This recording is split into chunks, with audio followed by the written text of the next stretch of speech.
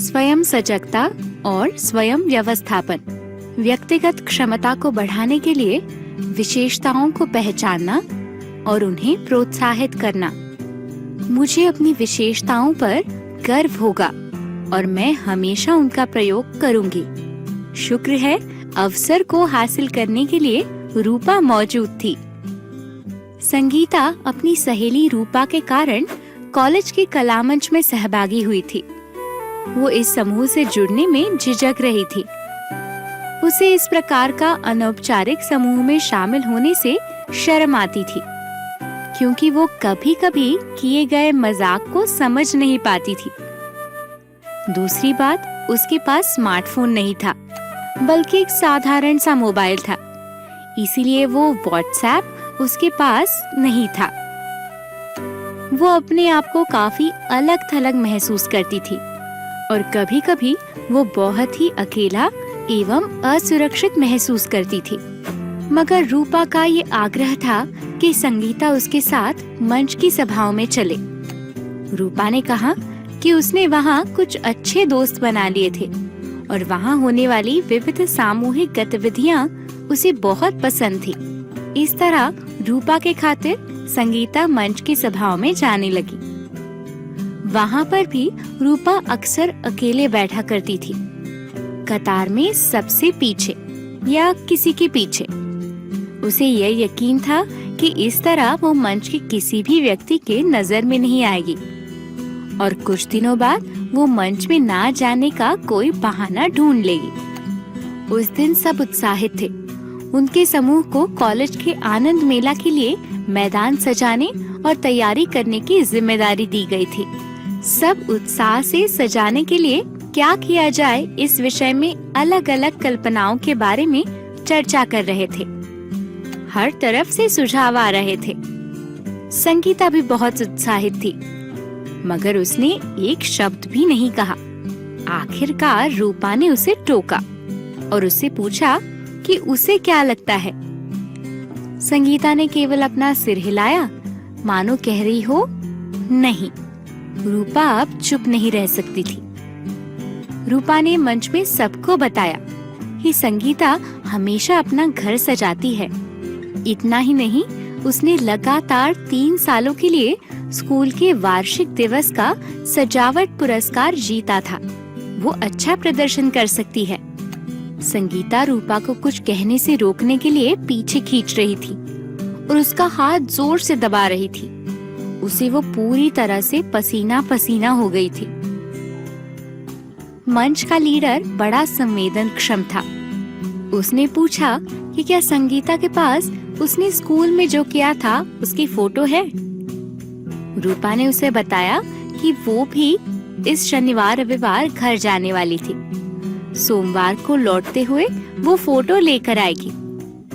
इस बात पर संगीता शांत ही रही।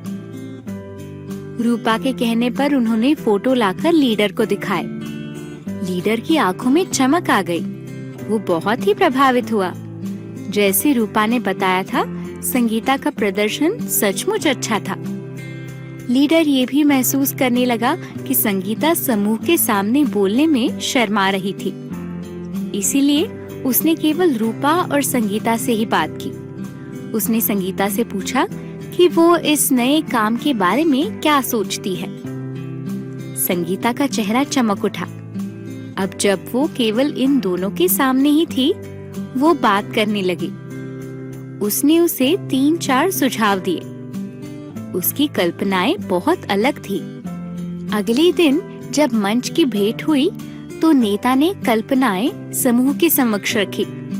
वे सब विस्मित हो गए और उन्होंने सोचा कि लीडर की कल्पनाएं हैं, पर सच्चा नेता होने के कारण उसे श्रेय लेने का मोह नहीं हुआ और उसकी बजाय उसने कहा, हमारे बीच एक स्टार है जिसने हमें ये कल्पनाएं सुझाई है। सबने रूपा की ओर देखा, जो दरअसल संगीता को देख रही थी। वो है संगीता। सब आश्चर्यचकित हो गए, सबसे ज्यादा संगीता। लीडर ने आगे कहा कि इस बार सबसे अच्छे सुझाव के लिए मतदान लिया जाएगा और जिसकी कल्पना को अधिक मत मिलेंगे वही सजावट के काम का नेतृत्व करेगा। सबने एक मत से संगीता की कल्पनाओं को चुना। स्वाभाविक ही उसे नेता बनाया गया। उसकी शर्म धीरे धीरे मिटती गई। संगीता ने रूपा की ओर देखा। उसकी आंखें शुक्रिया की भावना से भरी थी।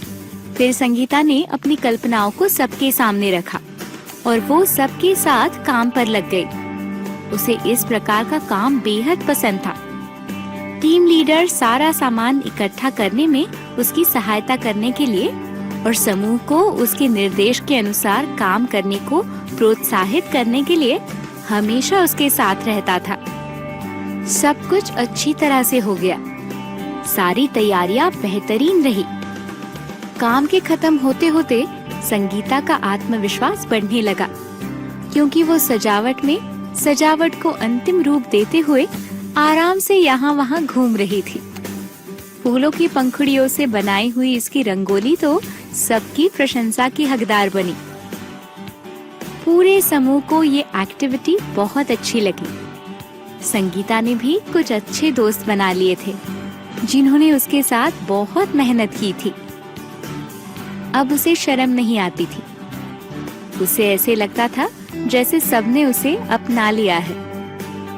ऐसा होने के लिए उसने केवल एक जिम्मेदारी उठाई थी, वो भी ऐसे काम की जिससे वो बहुत प्यार करती थी। बेशक रूपा इसके लिए बहुत धन्यवाद की हकदार है।